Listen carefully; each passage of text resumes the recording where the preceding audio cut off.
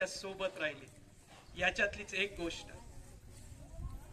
एकदा एका जत्रेत शिवाजी महाराज आपल्या सवंगड्यांसह फिरायला गेले। शिवराय फिरायला गेले एका जत्रेत आपल्या सवंगड्यांसह आणि पाहिलं तर काय, एक बलदंड शरीराचा, हत्तीच्या ताकदीचा मदमस्त तरुण लोखंडी पहार आपल्या दोनही हातांनी वाकवणारा पाहिला आणि शिवरायांना वाटलं की हा हा हा हा हा आपल्या सोबत हवा।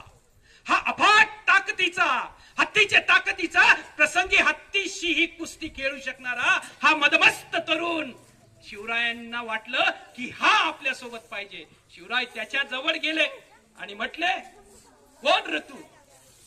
त्याने नाव सांगितलं, यसाजी कंकजी। कारण शिवरायांना सुभेदाराचा मुलगा म्हणून सर्वच ओळखत होते। नाव सांगितलं, राज यसाजी कंक। अरे वा, काय खातोस, काय व्यायाम करतोस? काही नाही राज, आपला झाडपालाच खातो की, पण दिसभर व्यायाम करतो। यसाजी कंक म्हटला, बलदंड शरीराचा, लोखंडी पहार हातांनी वाकवणारा हा यसाजी कंक। राजांनी त्याला आपल्या सोबत घेतलं आणि यसाजी कंक संपूर्ण स्वराज्य निर्मितीच्या कामामध्ये शिवरायांसोबतच राहिला। पण 1658 ला ज्या वेळेस दिलेर खान शिवरायांच्या मागे जात होता आणि शिवराय विशालगडाकडे कूच करत होते, त्यावेळची गोष्ट। त्यानंतर ज्यावेळेस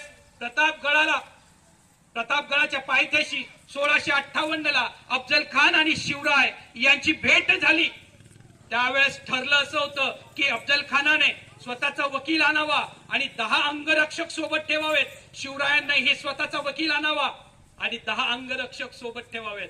आता बघा याच्यातला विरोधाभास इतिहास काय सांगतो आपल्याला। अफजल खानाचा वकील होता कृष्णाजी भास्कर, लक्षात घ्या नाव।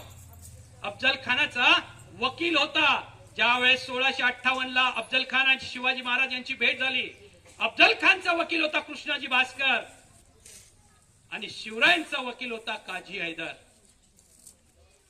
काजी हैदर, यसाजी कंक, जीवा महाला हे 10 अंगरक्षकांमध्ये शिवाजी महाराजांबरोबर होते। कारण अफजल खान हा धिप्पाड शरीराचा, बलदंड ताकदीचा